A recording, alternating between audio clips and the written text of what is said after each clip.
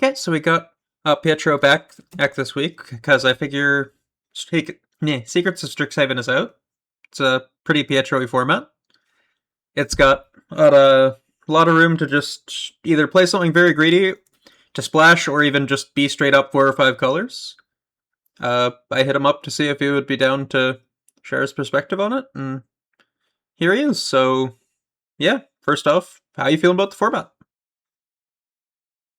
So I think it's pretty fun, but it has some things that I've kind of not enjoyed. I'd say overall it's pretty fun, but not amazing. That's how I'd put it. Yeah. Why? Yeah. Good. Why is that? Like, I would suspect that you're really thrilled about this. Like, you got your fixing, you got, you don't outright have a path to the world tree or everything pizza, but you have everything but. Like, you got a lot of converge threats. What's stopping it from being in your goats? So the converge cards are pretty fun. The biggest complaint I have about them is that the black one is probably one of the worst card designs I can remember. I love casting Oceaner's Trove, then turn 4 I have a 5-color I think it's called Arcane Omens. Yeah. Discard 5, right, or discard 4, win the game pretty much. It's just not a very interesting or well designed card because it doesn't work on the draw. It doesn't work against aggro decks, and it's really clunky. And the experience is that you either have that card for the perfect situation. They discard exactly 4 cards or 5 cards. Next turn, you remove their 3-drop that they played, or that card is it's unbelievably useless. It literally does nothing. It's 5 mana, do nothing. So the polarity of that card has been kind of rough. And also, once people started to figure out how good Converge was, they just started drafting it a lot. And I'd say the biggest thing about the set is that it kind of resembles TDM, where Tarkir Dragonstorm, where it was white aggro or 5-color slop. The archetypes themselves don't really work. Well, actually, no, that's not entirely true. I think Quandrix really doesn't work. It's not it doesn't exist. You just go 5-color or 4-color. Really? If you're going Quandrix. Yeah, I think Quandrix is the biggest miss this set, actually. Wow. That's the biggest complaint. But just because as an archetype, it's very fun to cast X spells. It's cool to have synergy like that, but you just rather go 3 or 4 colors pretty much every time. At least that's what I've found. I think that's kind of what the stats show. Right. If I'm understanding right, it's partly that you feel that because green has all of the really good fixing, you're kind of just leaving money on the table by telling yourself, yeah, you know what, I'm just green-blue, instead of using some of its best cards to actually take advantage of other colors' best cards. Yeah, exactly. Especially red, where you have a lot of good early game red removal. There's a bunch of it. Just a lot of good early game burn. Whereas in Simic, Simic always has struggled with removal because it's kind of its weakness. It's the color pair's weakness, really. So that actually makes sense for them not to have a really strong removal suite. It's just except you can't. You kind of just you just would rather have the other colors for the removal, and you have the green-blue stuff for the splashy bombs. And they have the means to access those colors, so why not? Exactly, yeah, and you can just do it really easily in this set. So overall, I like it. It just resembles Dragonstorm in that it's white aggro or it's 4-color. The in-between stuff kind of falls short almost every time. Every time I've played a non-white combination Quandrix, Witherbloom's really weak. Either of those really have not felt that great. But overall, yeah, I mean, I'd say I still have fun with it. It's just I don't know. It's not a perfect set, I guess. It's fine. That's fair. I do appreciate that the set is just fun, though. A lot of my games, I do leave them going, even if I got blown out by something, as long as I go in going, yeah, I'm gonna have fun playing the game, the game objects are very fun to manipulate. I think it's fun to, a lot of the time I end up building a deck that just doesn't really get there when I'm trying to build a greedier control deck. But I do end up leaving going, you know what?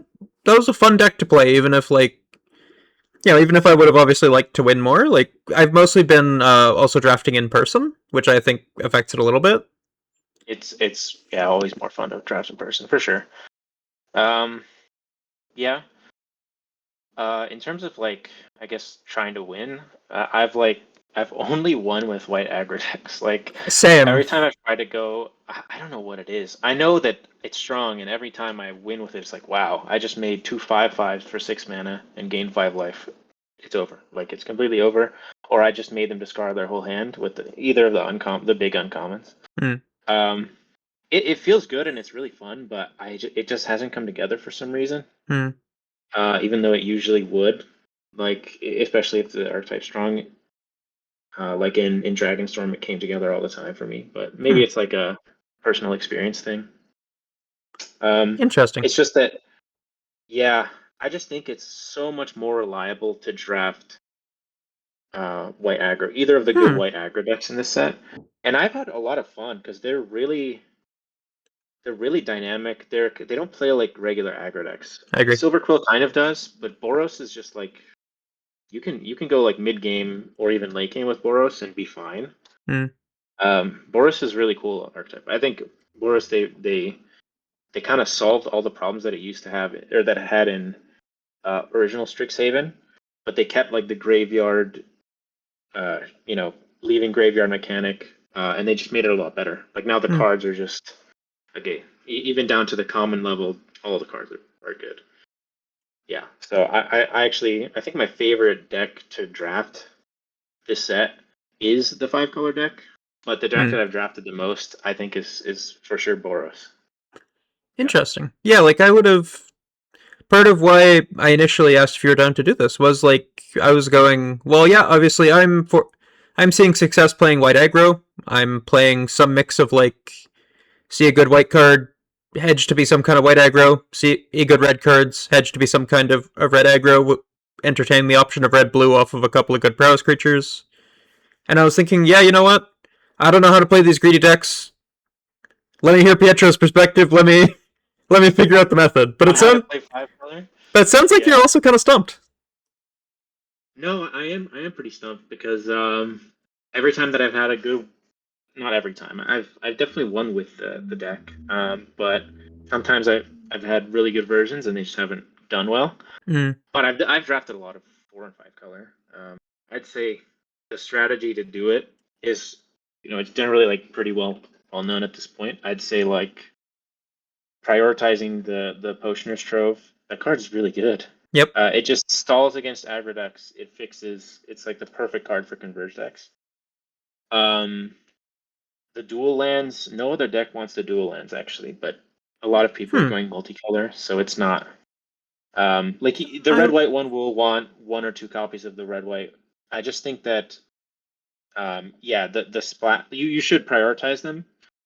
But if you can tell that the person to your right is it some sort of white aggro deck, then you're gonna get them late. I guess I don't know, but you still want them. You still want to prioritize them. But how early would you prioritize them?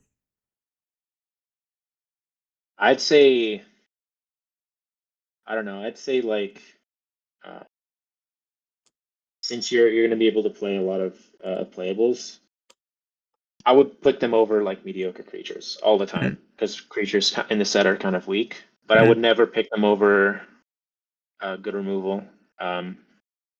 I'd say by mid pack you should probably just start picking up if you know you're gonna be in 5-color, which is kind of hard to tell. Mid pack 1, but I guess that's kind of a complicated question. I think you should prioritize them, especially over creatures. But you need, if there's a half decent removal spell in the pack, you should pick that. Like any of the red burn spells, any of the good value spells.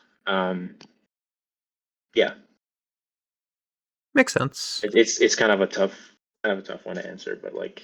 Oh yeah, of course. Go ahead. Asking a purposefully somewhat broad, somewhat complicated question so that you can dig into it from a few angles. Like, not at all expecting you to summarize it in one sentence and have like an all-encapsulating. Yeah, that's just the answer. Yeah, it's a tough one for sure. But just if there's nothing else in the pack, or if there's if you have the rest of your bases covered. So yeah, pretty generic answer, I guess. But what else was I gonna say? If you see either of the uncommons, you don't expect them to wheel anymore. Like the first week, you might have.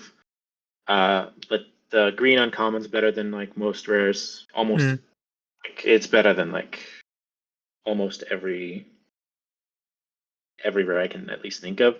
It's just really, really good. Green uncommon being Snarl Song. Yeah, the Snarl Song. That is Snarl Song. Yeah. Arcane Omens is also like you should pick it up. If you see it, don't think it's gonna wheel. Don't like it. People kind of know what's up at this point. I mean, Yeah. you know, depending on who you're playing with, I guess. But really, people know that you can play Converge and that those two cards are really good. Yeah. The red one's actually not that good, so you can kind of wheel it. It's not like the worst thing ever, but it's usually like 5 mana, deal 2, maybe draw 1 or 2 cards, and that's not actually that good. It's just okay. Yeah, it doesn't really feel slow. crazy. Yeah, it's not like the others, the other good, the other Converge cards, pretty much. What else about?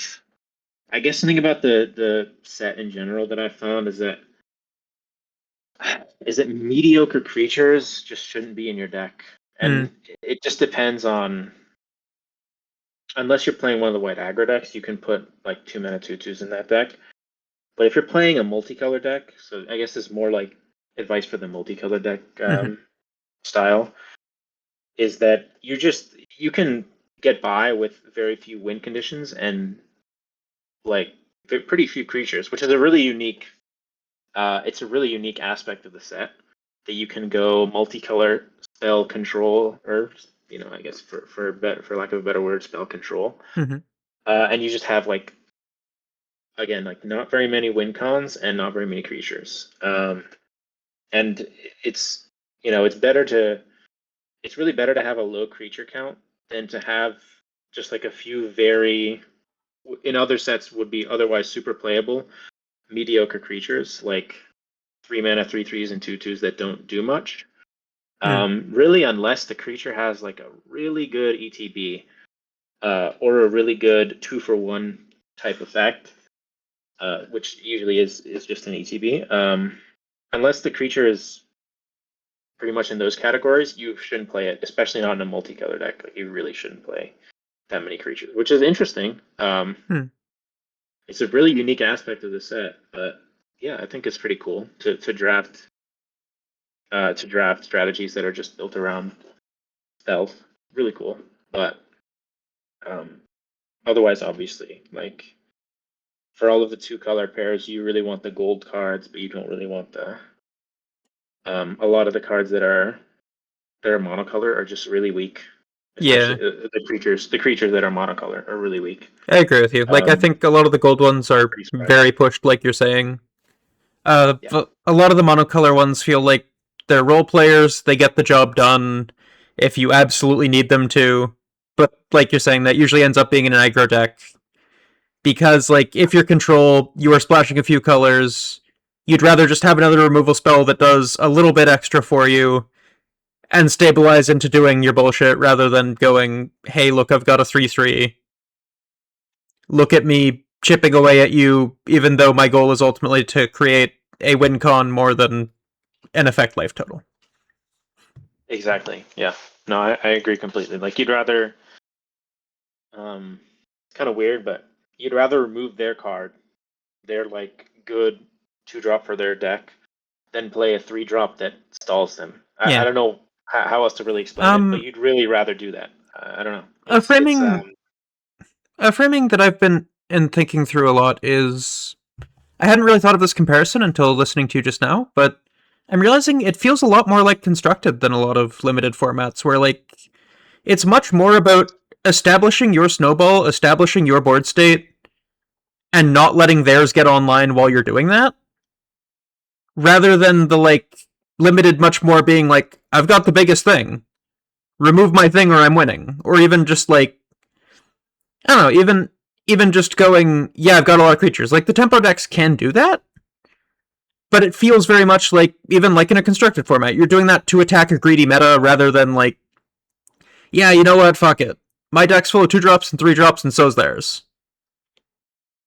Yeah, no, 100%. And for the converse decks also, there are cards at uncommon and at rare that synergize a lot with, and even at common actually synergize a lot with having spells, instant sorceries in the graveyard, like Divergent Equation, for example. Yeah, incredible card. That card is like, oh, it's so fun. It's a really, really strong card. Honestly, they might have been able to like tweak with its mana cost and make it in an or sorcery instead of making it an instant, because like making it an instant is like super pushed, I think. I agree. I think the instant speed is what makes the card interesting. Yeah, the instant speed is what makes it strong. And it's that card's super. That's like my favorite card in the set by a long shot. That does not surprise me. It's awesome. Yeah, it's an awesome card. So there are a lot of things, and then there's like the 4/4 common that gets you an instant or sorcery from your graveyard, which is I think one of the creatures that's worth running, even though it's pretty slow. So depends, but it's a pretty sweet creature. There's Opus, all the good creatures, a lot of the good creatures, including some of the good win cons at that there are at like rare. Oh, would you be down to list those out? Opus. Yeah. So one of them is Wisdom of Ages, which I feel like has been passed too much. I think that card is, it's not as good as Divergent Equation, not even close, but it's pretty good. It's like, it's a sorcery. I think it's a little underrated. Then there's off the bonus sheet, the real like best cards for these decks are like the cards you really want to open are the 0/2 that whenever you cast a spell, mill them for, I think it's called like, it's a like a Prismari type name, like Exhibition Tide or something. I think it's called Exhibition Tide Caller, something along those lines. Yeah, I have the card in my head. I'll put it up on the screen. Yeah, for sure. That card is insane. It's like it's crazy. It looks so tame, but I even at the start of the set, I was like, mill 10. If this is even half slow, like as a set, this card's gonna be good. Yeah. And then like my friends gave me flack for it, and I was like, well, I mean, wrong, and I was right. I'll take this win. I will take this one. That card is really good. Like, and even the mill 3, which is the non-mega opus like 5 or it still adds up. Spell. It's still really good. It still gets you to the win condition, which is cast a big spell and mill them up. So that card's really good. And then the one of the strongest, actually, I think the strongest card off of the bonus sheet is Brain Freeze. It's like it's so stupid. It's a really, really crazy card. I had probably the strongest deck I had Brain Freeze and I had the 1-drop in the same deck. And it's like these cards, if you get them, you should, in an early pick, you should really think about, playing some sort of multicolor. You should definitely take them and then see if it works out to go like multicolor spells, because Brain Freeze and the 1-drop are crazy, and Brain Freeze is probably even better. It's just they cast a few spells on their turn, you mill them for 9, and there's a lot of ways to get the card back from the grave, and then you just mill them out. It's way easier than you would think at the start of a set, and it's just like those cards are instant first picks for me. Over like other than maybe the mythics. Maybe I would pick one of the but like realistically, those cards are just very high picks, very good. And they're the ones that kind of finish the game in the slow decks that revolve around instant sorceries. Obviously, they're rares. There's other stuff. Divergent Equation is honestly good enough on its own, typically, to be able to build it around and play as a win con. Yeah, you get back a couple draw spells, couple removal spells, and like you've just outvalued your opponent. And yeah, you've just drawn more than your opponent. Your opponent, will likely lose from there, even if you don't have that many cards to win the game. If you have just like a few, you'll be fine, right? You just need to build. Mainly, you need to pick up removal that's an instant or sorcery, and maybe a few card draw spells that are instant sorceries. That's a pretty sweet build around card. And then I guess I've listed Those two rares. I'm not sure if there's any like. I guess that was the question for like which of the cards are good in Opus type decks, right? Or as win cons. I think those are the ones that come to mind. But it generally speaking, there's also flashback at rare. That's like an okay card, a good card for that deck. I think I had flashback in the brain freeze deck, so I would go brain freeze them for a bunch, flashback, brain freeze. Yeah, it's your method of Over. recurring your brain freeze. Exactly, yeah, and it's just an awesome deck that if you see brain freeze, you should just try for it because it's very strong. Yeah. Other than that, I think I think just having one or two of the 7-drop, the blue red 7-drop sleight of hand for 2 mana. I think it's called, I can't remember what it's called, honestly. It's 5 blue red, make Yeah, 2/3/3s as a sorcery. Or discard this for 2 mana and look at the top two, put one into your hand and the other into your graveyard, I believe. Yeah. Yeah. Sure that one puts into graveyard. Even just that late game, you just need anything to be able to finish the game. It doesn't have to be anything special. Yeah. Makes sense. 6 power in the air will close out the game decently fast. Yeah. I've generally been impressed with those flyers. Like, you get 2 of them on the board, and they make it very hard to swing in with something. Yeah. Yeah. Yeah, no, they're good. Yeah, I think that as a win con is totally fine. But I think, like, I guess if I could offer advice on the aggro decks as well, it's that you want to pick up. I guess starting with the fact that white is really stronger than every other color, and it has, I think, access to just some of the best uncommons, some of the best monocolored cards, I guess. Because a lot of the strong cards are gold, but white has some great monocolored cards. So if you're drafting an aggro deck, what I found is that I pick a few very strong white cards so that I can split into either lane. And then I'll see a late Silver Quill or Lorehold card, and it's like, okay, now I know which direction to head in. Usually that's how I tend to approach drafting the white aggro strategies. Is just pick up white early because you can branch into both paths, and then, as always, just see how the draft progresses. Makes sense. You might not even end up in white, but I just found it so much safer. Yeah, but like draft. early lane selection. Yeah, exactly. Yeah. Yeah, you're saying safer to draft? I think it's safer to draft a good one of the good white cards over a medium card of any other color. So like if the pack is really split, which it can kind of happen. Like there's you see a lot of rares, a lot of mystical archive stuff in the packs, and it's kind of hard to decide sometimes. But if you just pick up like a decent white card, if you're split decision, you should pretty much pick up a white card. Because it just lends to either of the the 2 aggro decks, and it doesn't mean you're going to necessarily end up in one of the decks, but it's just the most reliable pick because it just gives you the most options. Also, that's another thing about the set. I have not stuck to my first pick like ever. I don't think. I don't know. Unless I'm playing multicolor soup. But even then, like, I've given up on my first pick a lot this set because I've just seen like some late Silver Quill or Lorehold card and just gone with that. Yeah, or I think sending and reading signals is very important.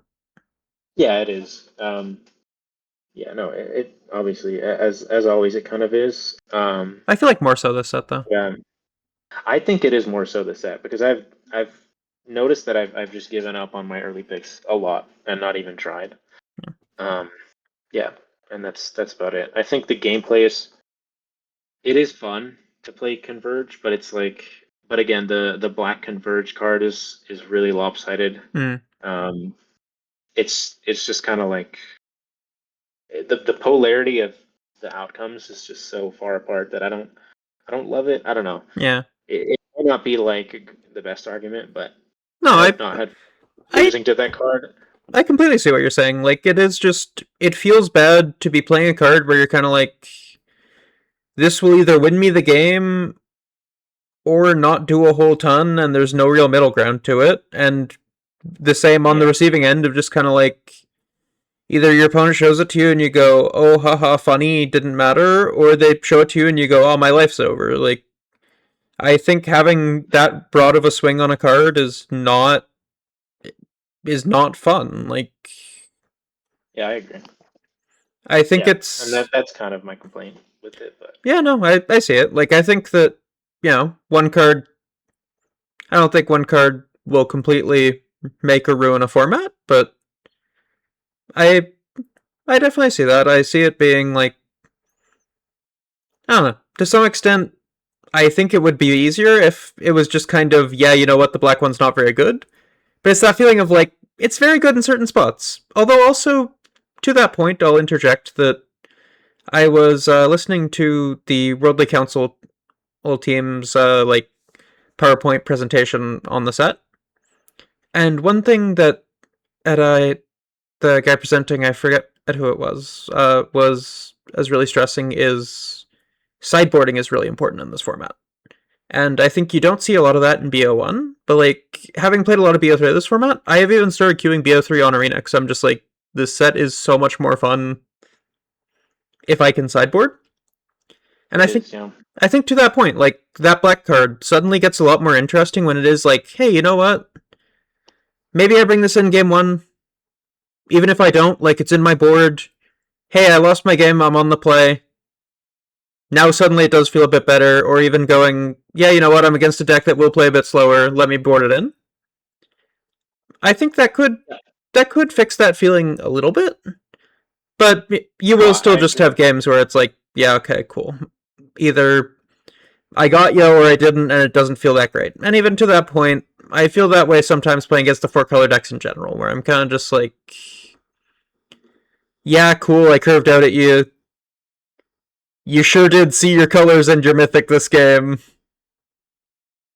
Yeah, Ah, yeah, cool. that's I curved out at yeah, you. You didn't see your fourth color, or you didn't see a green right. source turn one or two. Oh, haha, shake my hand. Like, I don't know. Yeah, that's something else. I guess it's less about about Arcane Omens specifically and just the set in general. It's a little like it's a little frustrating to play against a five color deck because because the turns where they or the games where they have um their ramp early because ramp is like huge in this set for those decks. The games where they have their ramp and their colors are completely different from the games where they don't. It's like there's a level of consistency um in I guess other archetypes that it doesn't really count for those archetypes. You can't say like, oh, they had their all their colors on on the exact right turns and they had their ramp early. And it's like with the other decks, well, of course they're gonna have, of course they're generally gonna have their colors and their cards. Mhm. So there's kind of another level to it where it's like you play against a five color deck and they have like the perfect curve. It's like you can lose the perfect curve against two color decks as well. But and I'm not a fan of that argument, but you know you can kind of start I guess coping about it and say that oh well they had all their colors at the right time and they had all the ramp at the right time.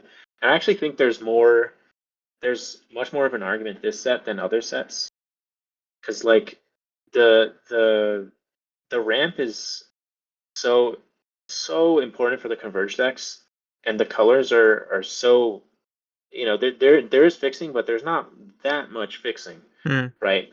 So them having it is kind of frustrating to play against. I kind of understand the mentality more this set than in past sets. I guess Oh is the yeah, way I want to say it. I think that specifically the bear that. And one other thing, actually, Mhm. just sorry, Go my ahead. bad. No, I no, forgot to go ahead. say that's also because like the multicolor deck is really strong. So Yeah. people know it's good. People are drafting it.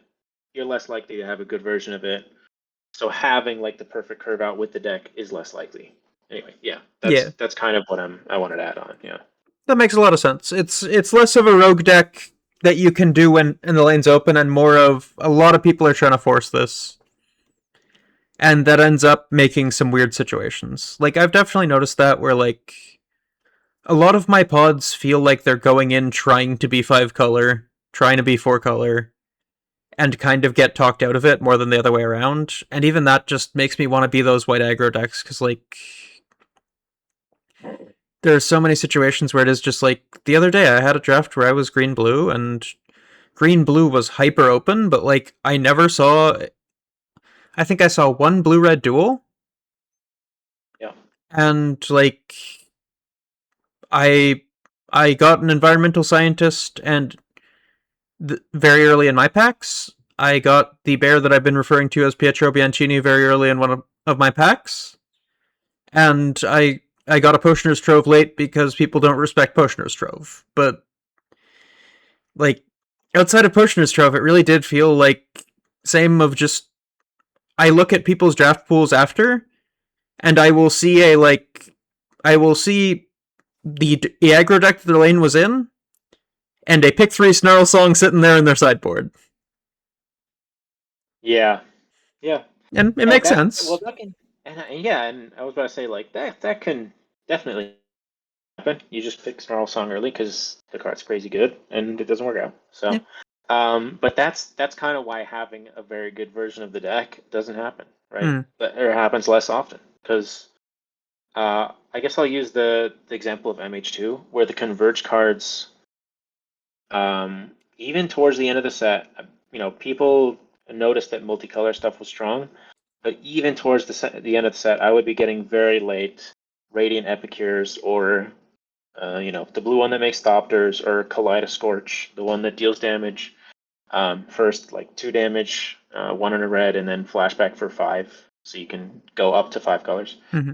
I would see those cards way later than I should because those cards were so good that set, and people really underestimated them, and they did until the end of the set. This set, people have for one reason or another they've been able to figure out that it's a really good strategy, and yeah, and now they've been picking up the cards, and you're not going to see that many of them because people will try to be in that archetype, and even if they don't end up in it, they're going to end up in the people's sideboards. So yeah, that's also why it's kind of more frustrating to play against. Do you have a hypothesis for why people seem a bit keener on it here than in other sets? Like, I feel like you're always going to bat for this kind of drafting, this kind of strategy. So, like, what do you think it is that's making people really latch onto it this time?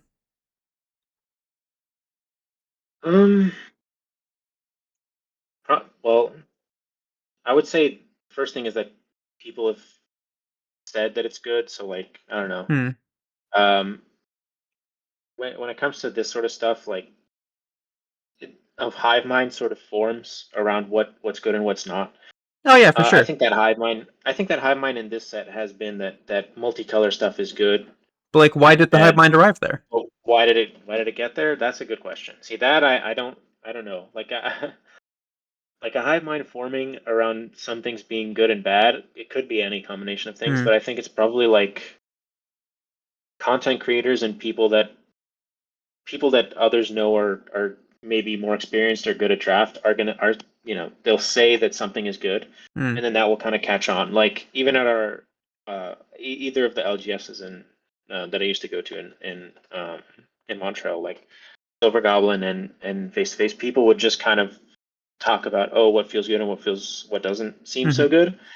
Yeah, I think that it comes from people who are good at the game or people who kind of have a voice in the game, like content creators and stuff. They will kind of declare or say that they'll say that an archetype's good and an archetype's bad. People will kind of catch on to that and say Hmm. it around their LGS because in the end, I think drafters are usually like regular drafters. They're not that many people that go play draft just out of nowhere. There are, but they'll at least know a little something about the game, and that's Mm-hmm. kind of where they get the ideas, I guess, Hmm. from content creators, from the LGS. I think it happens like every set too. Like Hmm. every set, there'll be there'll be a what's good and what's bad type of discussion, and that's kind of how it came. And this time it happened to be that converge is good because I think the games go long and you see the power of the converge cards, and I guess that's kind of how it went. Yeah, That's fair. I guess that to an extent it is just that any other sets where 5-color has been very good have still somewhat had that element of, yeah, but there's this other deck that's the star of the discourse, and or people start highlighting it more late in the format as like, this is also a cool thing you can do, rather than it did really hit the ground running this time around. Where like I felt like as early as week 2 already, like most of my pods were going, yeah, you can play 5-color, you can play whatever. Like people are very eager to splash, even in decks that don't have a ton of fixing. I just see people playing 3 colors because it really feels like that's the vibe in the set. Yeah. Yeah, no, I agree with that. I think that's how it's gone. I haven't done that many in-person drafts of the set actually, but I've done a good amount on Arena, and I think that's kind of how it's gone. Yeah. Are you mostly doing BO1? No, I've been doing. See, I only play BO3 on Arena. Okay. Because I don't know. I guess because when I played ranked, it was like it was just to grind for the rank itself, not because BO1 was good. I guess. So I play BO3 because it's kind of more fun, especially for this set. It's cool. Like I have done the thing where I have an Arcane Omens in my sideboard, and I'm playing kind of like a not quite converge pile, or maybe I'm playing Witherbloom,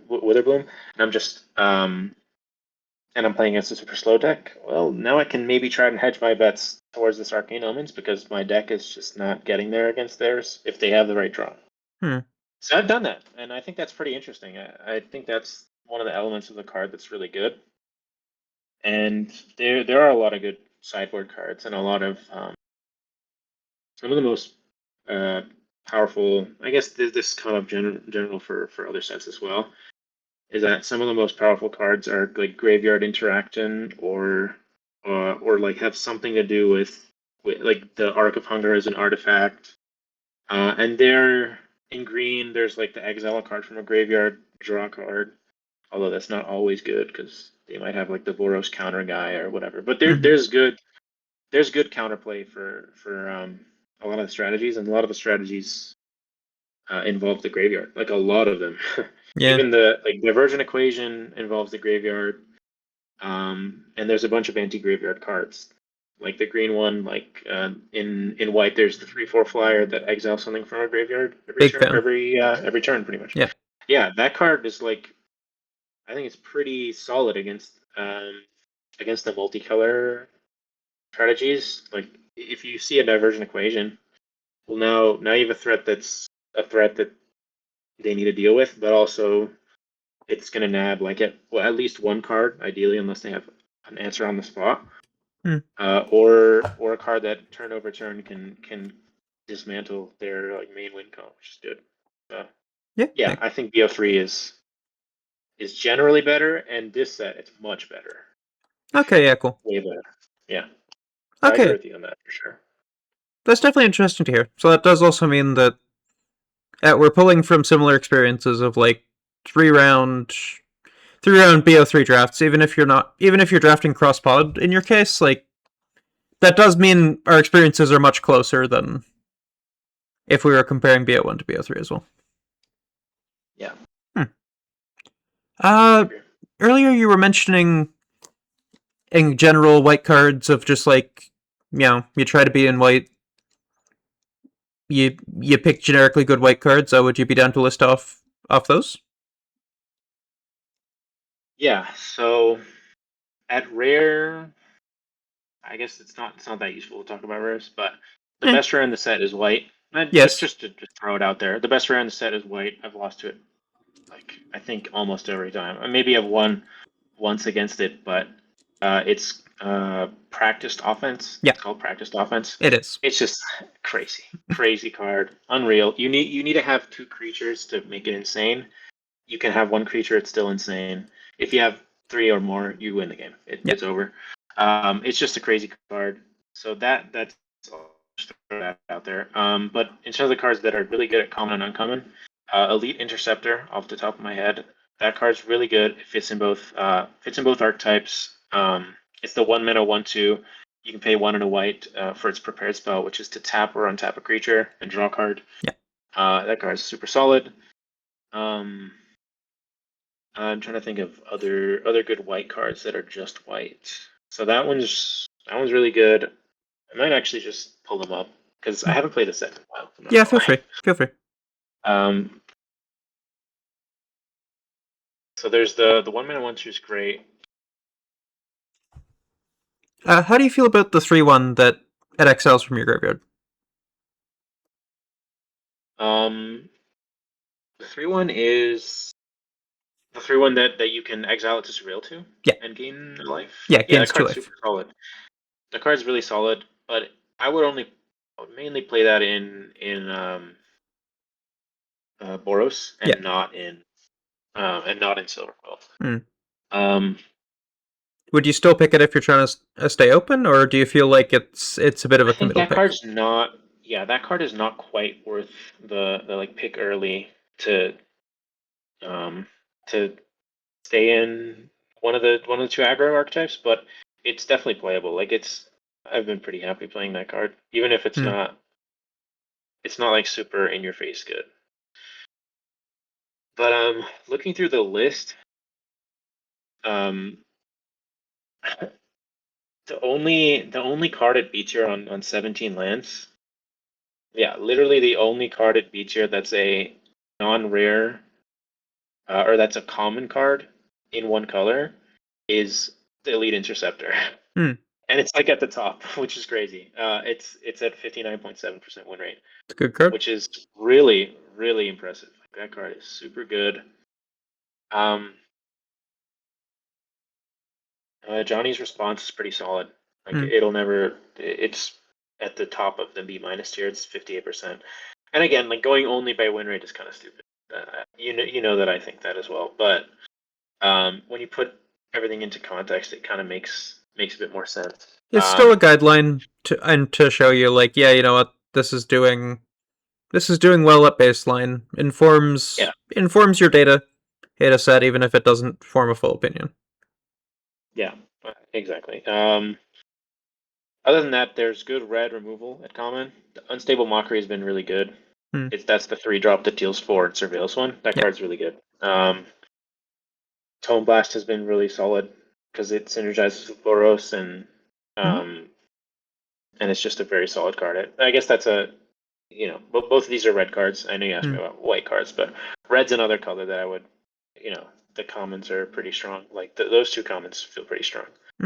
If I can interject, if you're hot on the red cards, would you ever consider being blue-red prowess, or do you feel that that's not really a lane you're interested in? See, blue-red for me is another one that like kind of devolves into multicolor. Like I think Prismari, Make Treasures, and Splash the Converge stuff is better than a sort of aggressive landing strategy. I have been in prowess though, just straight up prowess, and I think it's playable. I mean, they didn't make it unplayable. It's one of the main archetypes, but what I will say to that is that the 2/2 that is essentially prowess plus. It's Opus. This creature gets +1/+1. If it's a 5-drop or more, it gets double strike. That card's been surprisingly good. Like if you just think of it as a 2/2 with baseline prowess, then you kind of put it into context in your head, and it's like, okay, 2 mana 2/2 prowess baseline as common at a common rarity.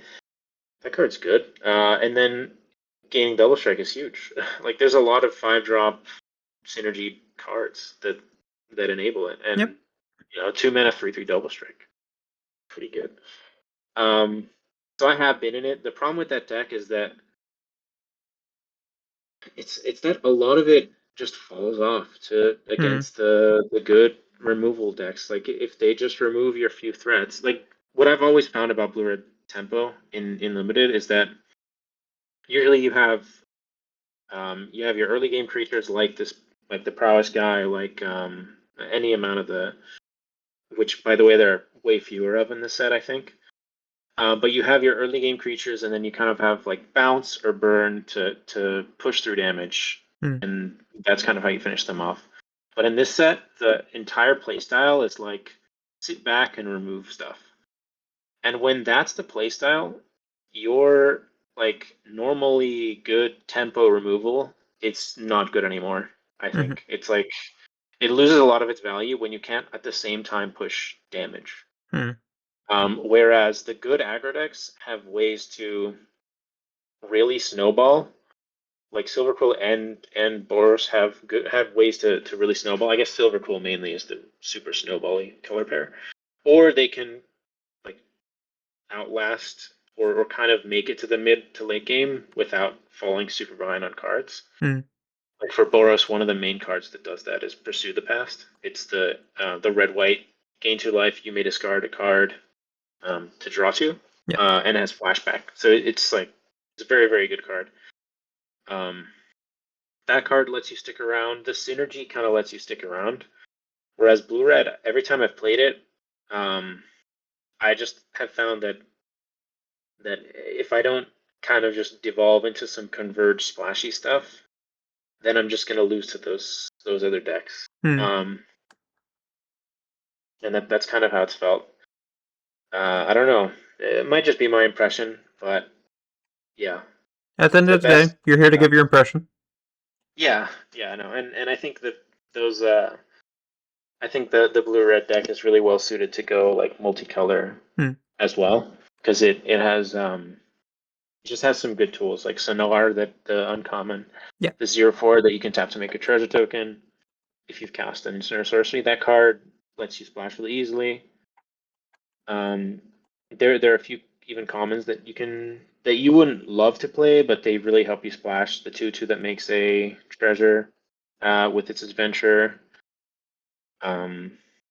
It's the best at just having red. It's the best at just having like good removal, like Stress Stream and Vibrant Outburst. Those are just excellent. Like Stress Stream is super good, super good.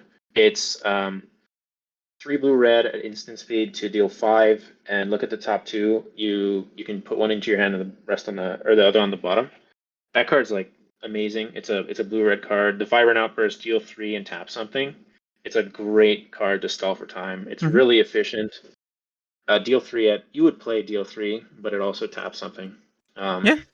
It's just a really excellent card. So blue red has a lot of the cards that you would want to go late with, and that's why it's kind of, I don't know, it's kind of and it also has access to all the blue counterspells, which I guess I haven't gone to that yet, but counterspells have been really good this set, more than normal. I agree. I'll get to that in a sec, but like pretty much it's really well equipped to go late, and that's why I think that the aggro version of the strategy, you're just, I don't know how to explain it, but you're kind of making their removal good if you put in a random 2/2 or a random 3/3, kind of like what I said at the start. You're giving them a target for their removal that they're then going to be able to either get value out of, or you kind of traded 1-for-1 with a card that's not very favorable to trade 1-for-1 for. If that makes sense. It's kind of like, how do I explain it? It's like giving them a target for their removal. That is what will lose you the game in slower matchups. It's kind of a difficult concept to explain, but this set I think is really the best. It's any 1-for-1 that isn't like really good, or that can give you a super huge advantage, goes down a lot in value in this set, because I think the cards are, first of all, I think the set's pretty slow. I don't know what the stats on this in particular, but I think the set is felt super slow. You can the aggro decks are playable. The aggro decks definitely speed up the game, but if you're in one of these mirror matchups where both of your decks are super slow, having a random creature is not good. And really, you don't want to be Prismari against either of the white aggro decks either. So what are you really playing for? It's like, I don't know. But again, that's just been my experience. I've had a few playable blue red aggro decks. but most of the blue-red decks I've had have been just removal heavy, draw heavy, and in those decks you don't really want an aggressive creature. It's not a strategy you're looking to prioritize. Yeah, exactly. And you don't really want those creatures in that deck. Yeah. If I can try to summarize what you're saying about blanking the removal, because it seemed like you're having a bit of trouble putting it super concisely. Yeah. If I'm understanding right, what you're trying to say is just if you don't have things for their removal to point at, then you are creating dead cards in their hand. You are creating more or turns where they're drawing air. Whereas if you are spending your turn developing a creature and they are spending their turn removing your creature, you have played a card in order for them to go, yeah, cool, get the thing out of my hand, your turn, rather than you developing some kind of resource for yourself and them going, ah, shit, I drew a removal spell. Well, go ahead. Yeah, exactly. And you explained it way better than I did. Yeah, you're blanking the removal spells. It's favorable because the game goes on longer, and if you're a late game deck, you want that to happen. And I guess attacking the game in a perspective that isn't creatures is better against those decks than trying to aggro them out. I guess especially if you're obviously unless you're in one of the white aggro strategies, then it makes much more sense. But Prismari itself hasn't felt like an aggro deck to me, I guess. That's the best way I can describe it. What do you think makes the white aggro decks feel different there? Because you're still making stuff for them to interact with. You're doing all the things that you were describing, not necessarily liking with Prismari.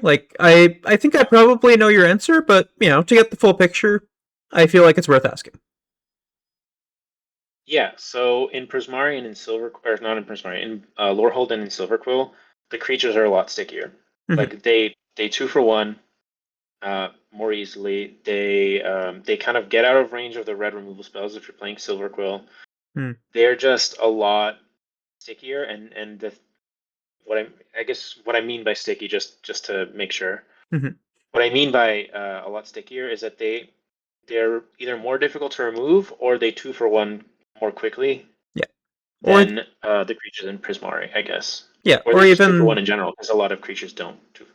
Yeah, even they're a lot stickier in the sense of they can come back from your graveyard, you can exile them from your graveyard. They're just much more of a piece in play than the Prismari deck often going, yeah, my creature's dead, that's now a dead creature in my yard, versus Lorehold going, oh, my creature's dead, that's a card to remove from my graveyard. Right, like the 3-1 that you can exile from your graveyard to surveil and gain 2 life, I think. Like the Elite Interceptor, which casts a spell that draws you card and helps push damage. And if we even want to go to the uncommon slot, Lorehold has a lot of 2-for-1 uncommons. I can go through a few examples, like the 3/2 First Strike, amazing card, insanely good card. It's it's red white and then a hybrid red or white for a 3/2 with First Strike. That when it enters, you exile a non-land, non-creature card from your graveyard, and you can cast that card. So first of all, it exiles the card from your graveyard, so you get all your exile triggers. And then just being able to draw a card, which is typically a removal spell, but it could be like Pursue the Past if you want to go really late. It's typically a removal spell. Just what a card. I mean, it's so strong. Every time I've played against it, it's just been insane. And it has First Strike, so it's really difficult to block or deal with if you're playing creatures. That card's just excellent. In Silverquill, there's the 2-mana 2/2. I guess these are kind of like the really signpost cards for the archetypes, but I'll still mention them because why not? Yeah. There's the red and a white, or sorry, not red and white, black and a white 2/2 with Menace.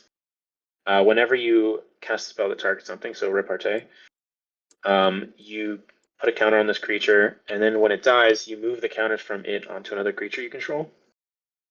Card's just insane. I mean, crazy. It's a 2-mana 2/2 that's hard to block, that grows itself, and when it dies, it puts the counters on something else you control. So it's just, that's what I mean by sticky creature, right? Yeah. A creature that's going to give you something else after they remove it, pretty much. Yeah, you won't your opponent won't just get to answer it and then go, cool, never need to think about this guy again. There are ramifications to their action.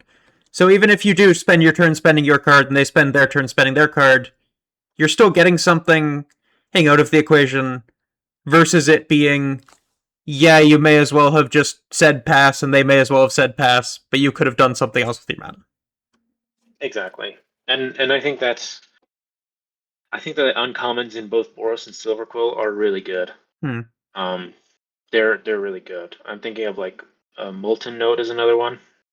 The it's red white X and deal X damage to red white X, deal an amount of damage equal to the amount of mana spent. So baseline, if you cast it for just red white, it's deal 2 to a creature. But if you need to deal with something bigger, you just pay X, and you add X onto that damage. So if it's X equals 3, it's 3 red white, so it's 5 damage. And it can flash back from the grave for 8 mana, like baseline 8 mana, and it'll just deal 8 to a creature. That's like, I mean, it's a pure 2-for-1. It's really good. It's a sorcery, it's a sorcery, but it's the fact that it's just the cleanest version of a 2-for-1 and it's removal, it makes it really good.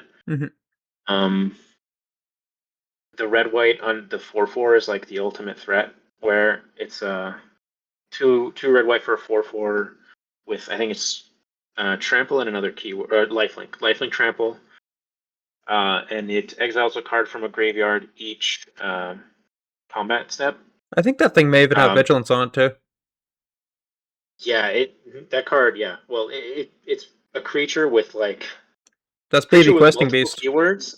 Yeah, I mean it really is. Every turn you get to either synergize with your cards by exiling one of your cards or exile their jumping out of their graveyard. It's just that's another card that's like incredibly good. Both of the red white and the black white uncommon prepare creatures are insanely good. Like Kirill, I think it's, I don't know if that's it is the card. Yeah, it's really, really good. It's red white for a 2/3. Whenever a card leaves your graveyard, it becomes prepared, and its prepare spell is 3 mana to put 2 counters on a creature and give it trample. Yeah, and you also mill one. And you mill a card, so you fuel your graveyard to do it again. That card has been so strong. That card's just been incredibly good. And Abigail, Poet Laureate, I think it's called, is the black-white one that casts a prepared, that when you cast another creature spell, so it doesn't enter prepared, neither does Carol, for the record, but you cast a creature spell, it becomes prepared whenever you do, and it's one in a black-white hybrid, so black or white, and you can put a counter on a creature, right? That card is very good. Also very good. It synergizes with all the repartee, similarly to how Kirill synergizes super well with any graveyard spell, because it refuels your graveyard so you can prepare it again. Both of those cards are super good. And I guess what I've found with why Witherbloom has been a little less good and why Quandrix has been less good are that those slots aren't as good as, it just kind of happens every set, right? There's going to be a few archetypes where those allotted signpost uncommon slots are better in a few color pairs than in others, and I think this time it's just been Silverquills have been a bit better, but makes sense. Not by like an insane amount, not that Witherbloom or Quandrix are super unplayable, but I don't know, especially since they're aggressive strategies and they don't get outscaled the way that Quandrix and Witherbloom do. I think that has all added up to those strategies being pretty good. You're saying Quandrix and Witherbloom. You mean Prismari and Witherbloom, right? Yes. Well, actually, and Quandrix, honestly, because Quandrix for me is also, I think I said earlier. Right, this being pure Quandrix versus being a greedier version. Blue-green 5-color or 4-color, right? So, I don't really see them as much of an aggro deck, though. No, that's why I would put them along with Prismari and Witherbloom, where they're not, they tend to go late more often, and that doesn't actually work in their favor. But Right, yeah, I see no, what you mean. I would say one other thing to look out for if you're playing Boros, if you're playing Lorehold, is Carol plus the Rubble Rouser. I think it's called Rubble Rouser. It's a 1/4, 2 for a red for a 1/4, 2 and a red for a 1/4. When it enters, you discard a card. You may discard a card to draw a card, and you can tap it to exile a card from your graveyard to add a red. So it's just a repeated source of exiling your card from your graveyard, and that works really well with Cyril. You can just cast its spell again and again. I've lost to that multiple times because they get out of range of the red removal really easily. And if you don't interact with this, ideally Carol, because Rebel Rouser is not the piece you want to interact with. But if you don't interact with it fast, it just becomes too hard. They start spreading counters on other creatures, and it's even easier because they add a mana. So that's a nice little 2-card synergy that I guess went under the radar for a bit, and then I found out about it. It's really important. So if you're in Boros, Rebel Rouser's like an overperformer at least for sure. It's a very solid card. What else? In Silverquill, I think it's called Killian's Confidence. Yeah, is a really good card. It might not look like it at first, but it is really good. It's also pretty snowbally because if you keep getting in, you keep being able to return it to your hand for 1 mana. You keep drawing cards. That card's very strong. It's a recurring way to enact your plan. Yeah, and it's a card that I thought at first wasn't very strong. That's why I'm kind of mentioning it. But fair. Yeah. As an avid tempo player, I was immediately excited about the card, but definitely, I see how if you're not regularly a tempo shithead, that you look at that and you go, yeah, whatever. Yeah. Well, something about that card that I didn't think about too much is that being able to cycle it or discard it and get it back, not even having to cast a spell, not even having to get in with the creature right away. You can just cast it, draw a card, cycle it away. Yeah.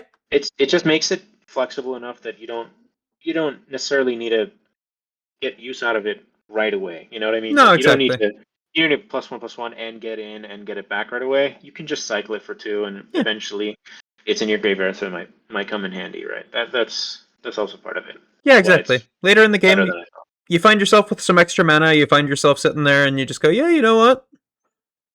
Cool. That goes away. I did hit you with my random thing. Yeah, get this back. It'll let me trigger my repartee next turn. Probably let me hit you again. It keeps your ball rolling, and I think that is a deck that really just you just want to keep putting one foot in front of the other. If you stop, you've got to I find you got to really figure out how to hatch your plan to deal that last little bit of damage. But I feel like you really want to show up and punch them until you can get them as low as you can. And then you sit there going, okay, cool. You can't immediately kill me because I will swing back and kill you for it because of my board state. Let me find a couple of tap effects. Let me find some kind of evasion just to get that last little chip in. Yeah. I was thinking of one other card that has been better than I thought it would be. It's off the bonus sheet, but you see it many drafts because it's an uncommon, and there's one per pack, right? So it's going to show up a lot. Is Hop to It?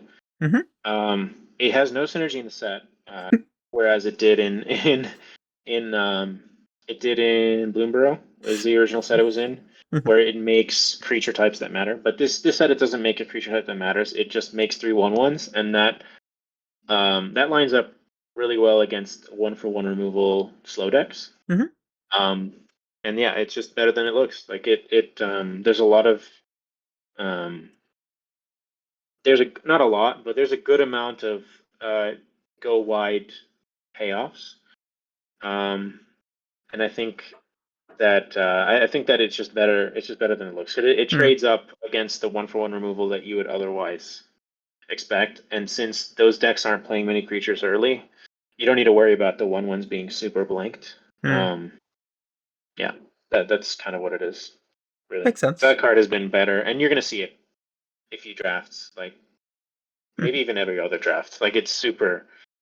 That's another thing about the set. The uncommons, there being one of each, or one Strixhaven, a mystical archive. I don't think it's called mystical archive this It time. is. It is still just called It is. Mystical It's Archives. still Yeah. mystical archive. Okay. Cool. Well, there's one of those in each set, and in each pack, excuse me. And typically they're going to be uncommon. So there's a lot of the uncommons that you're going to reliably see a lot, and a lot of those cards are really good. They're all like almost all of them that I can think of that you see commonly are really good. There's a few blanks. There's a few like, oh look, we put this goofy like. I can't think of any of those off the top of my head, but there's plenty of blanks. But there's also like a braid, burst lightning, Brotherhood's End. hop to it. Those are really good. Repel Calamity, which is really good sideboard card. I still would be iffy to run that main deck, but really good sideboard card. Yeah. So most of the cards are removable that are really good in the Mystical Archive. I would also shout out Return the Favor. Yeah, Return the Favor is another card that I might not play main deck. Actually, I probably wouldn't play main deck, but I usually don't either. But like sideboard. My God, as a sideboard card, oh my goodness, the things you can do with Return the Favor. It's awesome. It was much better than it was in Outlaws. OTJ. Outlaws. Yeah, it was OTJ. Yep. Yeah, no, it was completely useless in OTJ. It's really funny. Like it's actually hilarious the difference between this set and that set for this card in particular. And you know what? It's still underrated in this set. I still see it like, I mean, for it to be underrated, it has to be literally like, because it's not a great card, but it has to be literally like 10th pick, and it is 10th pick a lot. So I do think that it's a mirror breaker in the best archetype in the format. Exactly, it's a huge mirror breaker. Yeah, absolutely, and I agree. That's what makes it kind of really good. Whereas in OTJ, it sucked because you weren't really ever caring about the boards were. People played creatures. That was much more creature based. You would play creatures, and then it's like, well, yeah, right, this card's goofy. But in this set, you can reverse their Arcane Omens to win the game. Like that's crazy, right? No, exactly. Oh, wait, Arcane Omens targets. It does, right? Or you can just copy it and reverse it to them if it doesn't target. But I believe it targets. Yeah, like worst. One of those things where like worst case is just you shrug and you go, yeah, copy it, whatever. Best case, right. you get to go, haha, funny. My counterspell gives me a copy as well. Like, yeah, and it does target, so you can just reverse it for 2 red and the 1, just the 1 mana. Yeah. So and that's like. That's one of the cool things. That's one example of the cool things about best of 3 in this format is that sideboard really does matter. I mean, that interaction on its own is a reversal from pretty much losing the game on the spot to pretty much winning the game on the spot. Obviously, it's kind of hyperbole, but it has felt like there are places. There are legitimate moments where if you discard your whole hand and you don't have a good enough board, you are going to lose that game. So it's not. It sounds like a hyperbole, but it's actually not. Yeah, like I wasn't. Yeah, go ahead. I wasn't playing the 4-color mirror, but last Friday I was drafting. I ended up in just pure Quandrix because like I was trying to be 4-color, but Pod didn't really let me. I'm playing against a very greedy like Prismari lute deck, like a resonating lute. So I'm not like Lute, yeah. I am not super thinking about their mana just because, like, they're holding up a blue and a red, and I'm like, oh, yeah, for sure. I get to play the game, smile. I'm like, I have 2-turn lethal, but I get greedy. I don't think about the Return the Favor. I saw the previous game, and I cast the like 5 mana, whatever it is, bounce your thing, put a land from my hand on the field. Oh, yeah. Wait, is that Proctor's Gaze in Blu-ray? Sounds right. That sounds right. Yeah. They cast kicked Return the Favor. Bounce my 2 giant encounter creatures. Oh no, fractals as well. Were they? They weren't fractals. They were increment creatures. But it was like the 0/3 that surveils and like a cuboid colony. Creatures, yeah. They were both holding like 6/7 counters. Like Yeah, no, like Yeah, it, it's pretty. Yeah, yeah, I was like, I yeah, you know. know what? You got me. Like one of those things Yeah. where in the average interaction, they counterspell your thing, and you go, ah, yeah, okay, I guess you got to trade me your 3/3. Instead, it's like, yeah, you know what? I want to kill you this turn instead of next turn. My Sorry fault. for this. Game's over. Whoop. Right. Yeah. No. But it's yeah. That card can do that. It's just kind of like it's a very hit or miss as well. You know, Hmm. not the best sort of gameplay, but at least that one, it's like I don't know. There's some thought that goes into Yeah, seeing whether or not it's good in the matchup and sideboarding it in. I don't mind it. Was that at Goblin? Was it someone I know who did No, that? no, no. It was that face. Okay, that was base. Okay. But yeah, I want to say about the loot that it's that card looks terrible and it's actually very good. It's actually Yeah. very very good. But it is a slight build around. You can't put it Yep. in every deck. Um, that card's really strong. Yeah. I also got blown out by that loot game one. They played an abstract paint mage, and I go, okay, cool. I'm gonna bounce their paint mage. That's pretty good tempo. And then they play a loot, and now I have 7 cards in hand because I bounced their paint mage. Oh yeah. uh, and now they have 7 cards in their hand for like the rest of the game. Yeah. Oh god. Yeah, no, that part of the card doesn't even come up like almost ever. Yeah. Because it's just your hand's never at 7. Like it's so rarely at 7. But if Happens it does, occasionally, but like it does. Yeah, the it is library of not Alexandria effect. it is not the It text you're does playing happen it a for lot. though. No, you're playing to double your mana, play a bunch of spells in one turn, Yeah. go crazy. Fix your mana as well because the converge cards are multicolored Yep. oriented. So Yeah, yeah, no, does immediately give you 5 for your converge. Pretty cool. exactly. And yeah, I was gonna say that as well about counterspells. Like, there's a lot of instant speed draw, or there's a good amount of it, even at common. Um, and that makes counterspells like a lot better than they would look. Hmm. And I think counterspells in the mirror are just so huge. Uh, Speaking of like Spell Pierce is a good sideboard card, but Hmm. mainly the main set ones are also really good. Um, Namely Brush Off, I think Yeah. it's called. It's 2 blue counter target spell, but if it's an instant or sorcery, you can pay only 1 in a blue to counter it. It's like Hmm.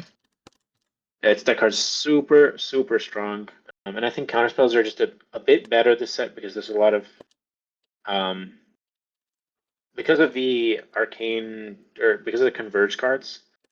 They get a bit better because the games are slow. They get a bit better because they're good in the mirror match. They get a bit better, and like it all adds up to where and because you can cast instants that draw cards, they get a bit better. So those factors all add up. So that I think that brush off is way better than it looks. I think that essence scatter is fine, but better than it looks. Hmm. I think that yeah, just generally speaking, like brush off is a card that I will pick pretty. I'll pick way earlier than I thought I would because it's just a mirror breaker. Those mirror breakers are huge because if you're playing if you're playing multicolor against multicolor, which happens more than you might think, those cards get they go up in value. Hmm. Even disdainful stroke, I think, uh, Yeah. not a card that I would play main deck, but you know what? There's a lot of haymaker spells. There's a lot Yep. of high cost cards, and if you can't beat a 2-for-1, once it resolves, you have to try and counter it, and they've been better, which is interesting. It plays to your point that it feels more like a constructed set, like environment than other sets do, than other Hmm. limited sets do. Because counterspells would normally, especially like brush off, that card would not be good in a normal set. Yeah. It really would just straight up be a bad card because you never want to pay 4 to counter something and get nothing. It's just not good. But the fact that it is good, yeah, it feels like constructed-y. Yeah. Like I think that being able to play negate but actually is very appealing in this format. Yeah, no, it is for sure. It's kind of a fun change in gameplay It's very different from. I've drafted like decks that in this set that are really different playstyle wise than most sets, I guess. And they've been kind of stronger than those other sets as well. Like the multicolor stuff in this set is just really strong. It hasn't been that strong for a while. Like even in Ninja Turtles, it really wasn't the thing you wanted to do, but it was pretty strong. And even then, you really couldn't do it unless you got exactly the pizza, like the uncommon that makes the deck. Otherwise, you weren't playing anything. In this set, there's so many multicolored payoffs. Even just the fact that you can splash a rare that's a really strong win condition. That on its own is a huge payoff for going multicolor. And yeah, and I'll add to it that I think that this is a I guess like limited resources. I don't know if you watched that, but they kind of give the name Prince or Pauper set. I think this is a Prince set. I think I would agree. I haven't said that about many sets, but I think this is a Prince set. I think that there are some really gross haymakers, really crazy win out of nowhere cards.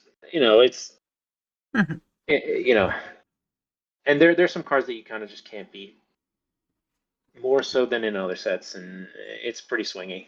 But again, I don't think any of the last sets have been Prince the way a Prince set or a rare based set than more than this one, I guess.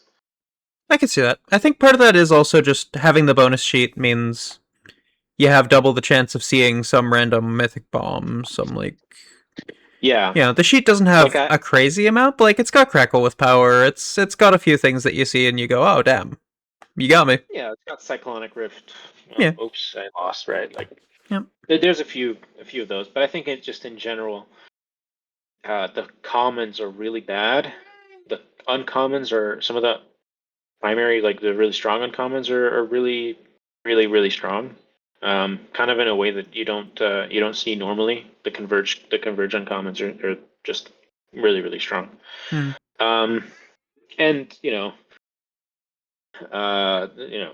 card like practiced offense is like, okay, I guess I lost. And yeah, that one especially is card is horrifying. It's disgusting. I mean, wow. It's a crime on my team, but it's still a crime. Yeah, it is. It is truly criminal. But that I might be saying something that's kind of true every set. I feel like if I were able to back it up with data, it'd be a little better. Like what percent of the top 25 cards are rares? That's like an easy way to try and see if that's true or not. I guess I haven't done that, but yeah, it'd be interesting to see. Yeah, in a few weeks, maybe when Marvel Superheroes is in its pre-release or whatever, towards the end of the set. Yeah, woohoo! In a few towards weeks. the end of the set, right? I know, isn't that crazy? It's just like, what is it, like June 6th or something? I feel like I don't know. I feel like I've gotten used to the high turnover of sets, but yeah, no, I haven't. I don't know. Might be okay. I don't know. I'm willing to give everything a chance, even small sets after Ninja Turtles and this. I guess this is not a small set, but this is it's a 5 archetype set. 5 archetype set. I'm willing to give everything a chance. I guess me. I actually kind of like. I kind of like Universes Beyond, as long as the set's good. I actually really enjoy seeing Lord of the Rings cards and Avatar cards. And I think it's cool. As long as the set quality doesn't take a huge hit, which didn't in Avatar. I think that set was at least a normal set. In fact, I think it was better than it was a good. I liked Avatar a lot. A very positive set. It just has to not be Spider-Man, where it's just complete garbage and it's rushed, and you can tell that the set is rushed. If it's not that, then I don't mind seeing other franchises in Magic. I know that some people do though, and I understand that perspective too. Like, you want Magic to stay kind of like its own franchise, and that's understandable too. So, it doesn't bother me, but I get it. Oh yeah. Anyway, I was saying, yeah. towards the end of the set, it'd be interesting to see if like I'm actually right about it being a Prince of Proper set based on stats, but I haven't done that kind of research. Yeah, we'll have to see. Maybe we'll see. The vibe's definitely there. There's some crazy cards you can see. There are quite a few. Yeah. They sure do have a Planeswalker with removal stapled to it. Oh yeah, Delian Fell. Yeah. The black green one. Yep, that card's unbeatable. That card's unbelievable. Why does it plus? It's a +1 that gives you a card. No, And, it +2s to give you zero. life. It 0s to give you a card. But I believe it it's -3s to remove. To kill a creature. Yeah, it's a 0 to give you a card. Yeah. But the point is that you can, draw a card each turn. You can kill a creature. All those Planeswalker's abilities are insane, but it is a Planeswalker. It's not unheard of. Some of them are crappier though. Like, in fact, the other one in the set is not great. It's just pretty mediocre. Oh yeah, true. Yeah, Rao. That card's like super. Yeah, he's fine. Beatable.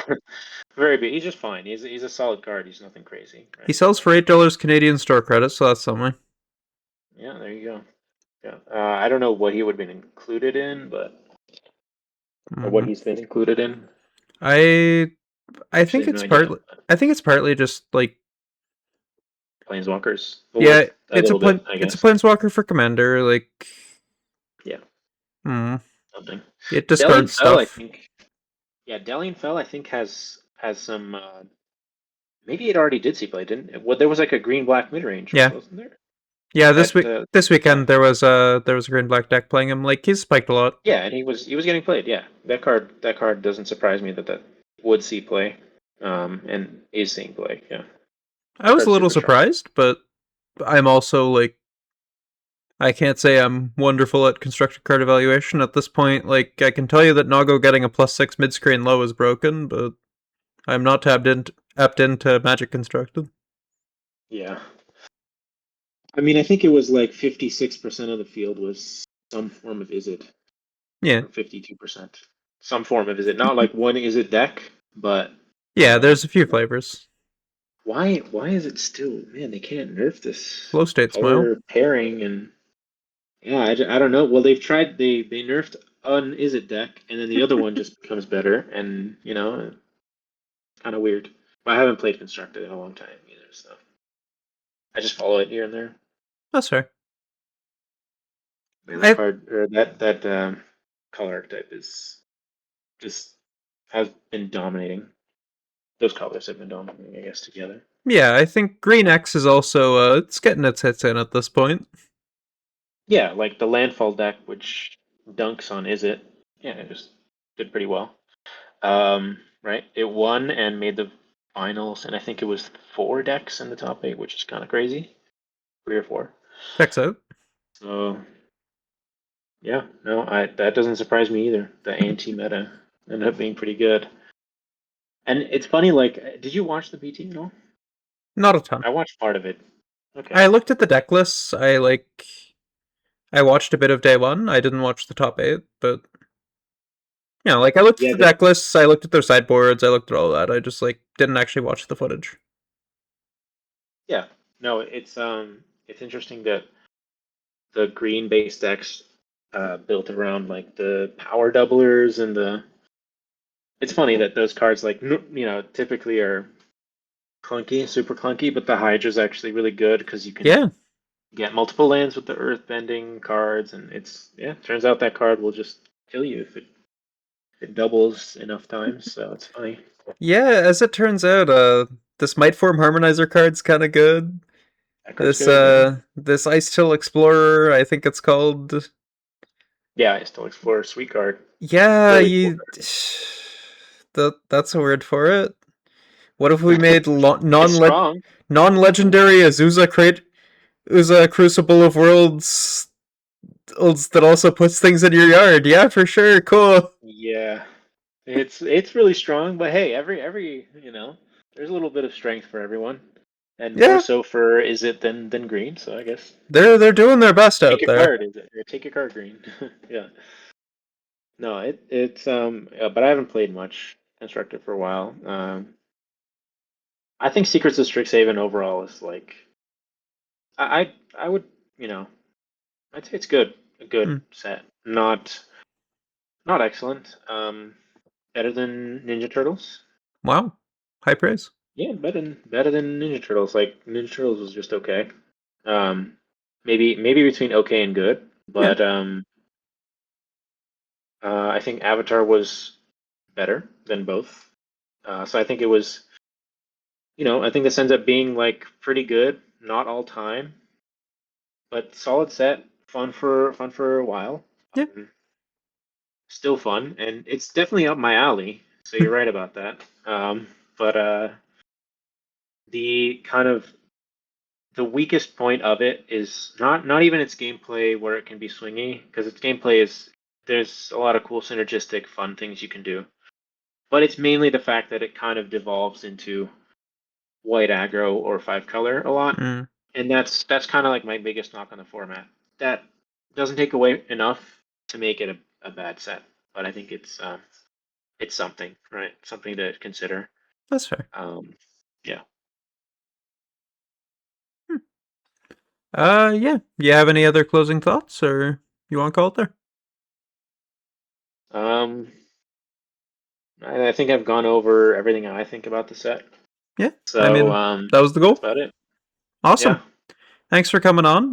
Definitely, whenever you come up in Montreal, and you come up a decent amount these days, because I'm pointing at bears and going, "That's Pietro Bianchini," and they're going, "Yeah, I see it." The bear, the good old bear. Hey, that one that makes the five color deck tick right there. Yep. That's you see that on turn one, you're gritting your teeth like, uh-oh. Here it comes. Yeah, we got Pietro That'll just Bianchini, solve the problem.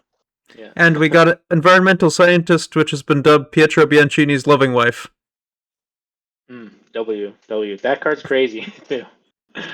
That card is really good too. Yeah. And yeah, both cards that I love. So yeah, spot on pretty much. So Glad to hear.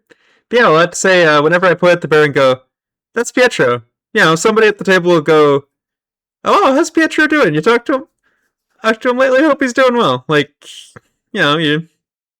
Yeah, I'm glad to hear it. No, I'm glad to hear that. Yeah, no, I met a lot of people at both Face and Silver Goblin, and a lot of them made friends with. So that's cool. Yeah. It's cool to hear. Yeah, you left a positive impact. Good to hear. Well, thanks so much for All right. coming on. Thanks for sharing your Yeah, and I thoughts. appreciate. Yeah, and I appreciate being invited, and talking Magic's fun. So Of course. anytime, pretty much. Yeah. Yeah, I'll be sure to hit you up next time. Next time I want to hear if you're drafting five color in something. We'll see if you can assemble the Avengers and Marvel superheroes. We'll see. We'll see.